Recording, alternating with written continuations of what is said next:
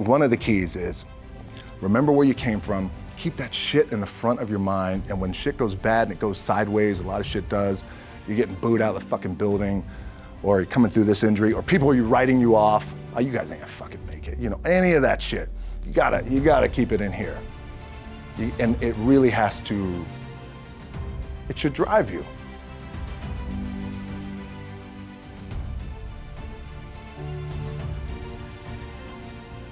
This idea and this notion that you could be anything you want, you can accomplish anything you want, right? We hear that. You've heard that from the time you were little boys. You hear that now. You're already incredibly accomplished. You can win an NBA championship, MVP of the league. You could become president. You could become governor. You could be in entertainment. You could do Charles, and you could do Shaq. You could do that. You could do whatever you want to do. You guys know that. The thing that has worked for me is to remember the hard times. So, and I'm sure you guys all have your processes, and again, I'm going to tell you what's worked for me.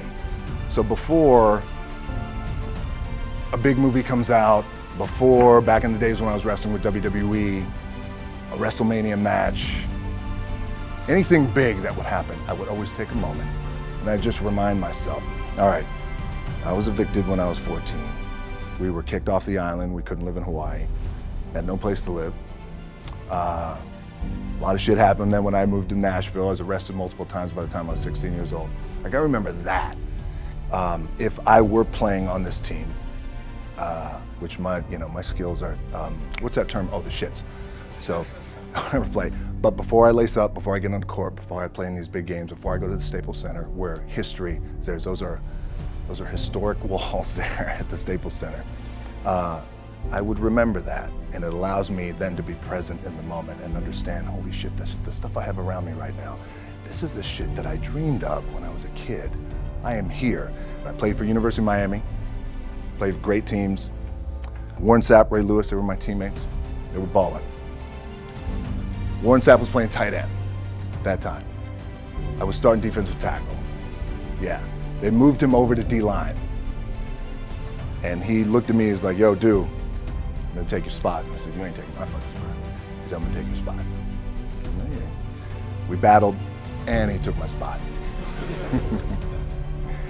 Now you can imagine how that fucked with me, because there goes my opportunity. He went in, switched to defensive tackle, lit the world on fire. Well, what that did, it crushed me, it crushed my dreams. I had a piss poor senior year, zero production, no NFL, no combine invite, nothing. Finally went to the CFL, Calgary Stampeders, making $250 a week Canadian. Now I had to send that shit home to my wife at that time. I had no money. So I remember that. I got cut from Canada. I had $7 in my pocket. And I always tell that story. So now my production company is $7, advertising agency is $7, everything is $7. So I always remember that. What helps me is to keep the hard times in the front of my mind, because it allows me to go into these big moments that I've worked my ass off, and you guys have worked your ass off. It allows me to go into these big moments with a different perspective. What it also does for me, and again, this is what works for me. Like, I keep my back, excuse my language, my back is up against this motherfucker every day. It's against this fucking wall. Excuse my language, ladies in the room. But it's up against this motherfucker because it's what I believe in. And when my back is against this motherfucker, then there's nowhere to go. But that way. That's it. So I feel like this could be something, an ideology and mindset that could help you, if you look at it that way. Because you made it already. We made it. We're successful boys, and we're lucky boys to be where we're at. Oh, you guys made it. Everybody's rich in the room. Nobody's gonna get evicted anymore. Anything you got, there's no more money problems, right? You got a lot of hands out now. Hey, can I get a little bit? Can I get a little bit? Right, that happens. But when you make it, for me, I need this. I need this. So every day, my back is up against this motherfucker, and this is how I operate. Now, doesn't mean you don't smile, Doesn't mean you don't laugh and joke, right? You're happy, I'm a happy guy. But when it comes to business, and when it comes to executing, it's up against this. And I gotta go that way. And I don't give a fuck who is in front of me. They're not gonna stop me. I feel like for me, it feels seamless because you prepared for so long, but it's just like you guys prepping for a game. That's the fun part. That's where it's like, fuck, it's fun, man. People are paying their hard-earned dollars to come see you. They're cheering, they're going bananas, they're booing the shit out of you or on the road. That's fun. That's what you live for. I mean, that's the juice right there. The prep is where the character's made. And I just don't mean the character I play, I mean the character in here. So for me, the prep is getting with the director, getting with the producers, getting with the writers, so in essence, it's like getting with all your coaches and your different position coaches and all the meetings that you have to have, right? So that's the work you put in. The key for me was, where does it start? What's the anchor? What's the anchor? So I could have all these ambitions and you guys have all these ambitions, which is great. It's important. I'll play this role, you'll play that role. I'll execute this thing and it'll come out this summer. You guys will execute this thing during the summer, right, when it's time to really put in a lot more work. But the key with me is just always finding what the anchor is. And the fucking anchor is getting up at 4 o'clock in the morning every day before anybody else and grounding my thought process is in the no one will outwork me. No one. I love and I respect you guys. Motherfuckers won't outwork me. All starts with this. 2 hands, putting in the work. The anchor for me has always been the work in terms of the weight room training. So when I first started wrestling, I was 6 years old, rolling on the mats with my dad. My old man, a lot of you guys won't know this. Yeah, Rocky Johnson. My old man was Rocky Johnson. He was the first black WWF at that time. First black WWE tag team champions with Tony Atlas back in 1983. My uncles were wild Samoans. I come from a long line of pro wrestlers. But before the wrestling part happened, I was just in the gym putting in the work. At 6 years old, rolling around on the mats. And finally when I could touch weights at 13, that's what I was doing.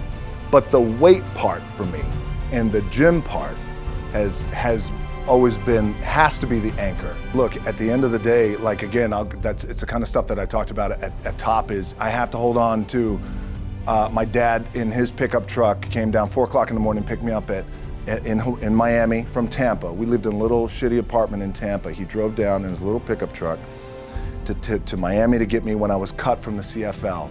I was driving up I-75. I don't know if you guys are from Florida, any of you guys, if you know, I-75 is like, especially down in Florida, Alligator Alley. I'll never forget it. It's 4 o'clock in the morning. And I thought, well, fuck.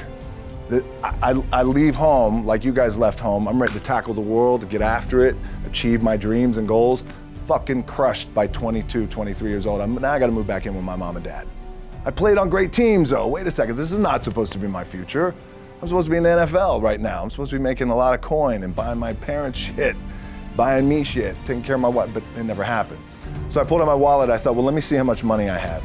I opened it up, I had a 5, a 1, and change. I'm not fucking around, well, at least I rounded up to $7. But I thought, God, ain't this a bitch? I got $7 in my pocket. Where the fuck do I go now? What do I do? I can't go back to CFL, because you know, the point comes where you hear that voice, big run's over.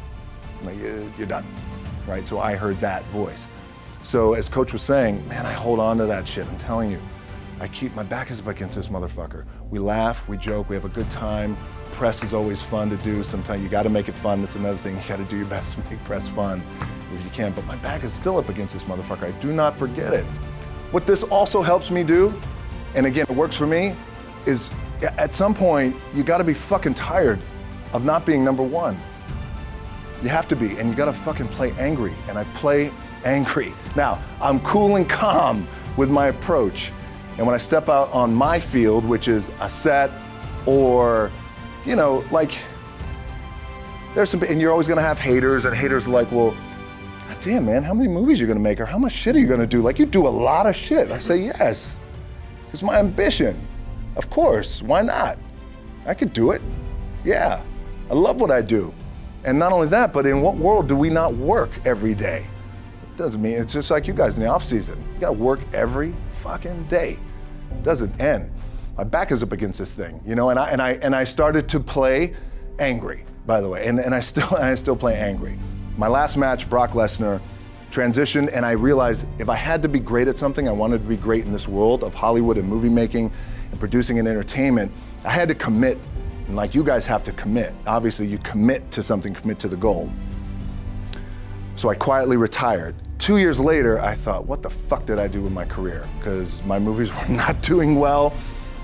I was written off. It was around 2006, 2007. I was like, God damn. I pulled a Jim Brown. I left when I was on top, like #1 in the wrestling business, and I left. It was a ballsy, gutsy, some call it stupid move, but I had to commit and I had to follow what was in my gut. And at that time, I'll share this with you guys, and Will Smith is my boy, and I sat down at that time with the agency I was with, and they said, what do you want to accomplish? I said, I want to accomplish the world. I want the world, and I want Will Smith's career, and I said, and I mean this respectfully because I know he's here at this agency with us, I want to do it bigger and better. And they looked at me like I had 3 fucking heads, and they were like, okay. But I still stayed focused, and I still had still put in the hard work with my 2 hands, and that's it. And that's what it comes down to with you guys. One of the keys is, remember where you came from, keep that shit in the front of your mind, and when shit goes bad and it goes sideways, a lot of shit does, you're getting booed out of the fucking building, or you're coming through this injury, or people are writing you off, oh, you guys ain't gonna fucking make it, you know, any of that shit. You gotta keep it in here. And it really has to, it should drive you.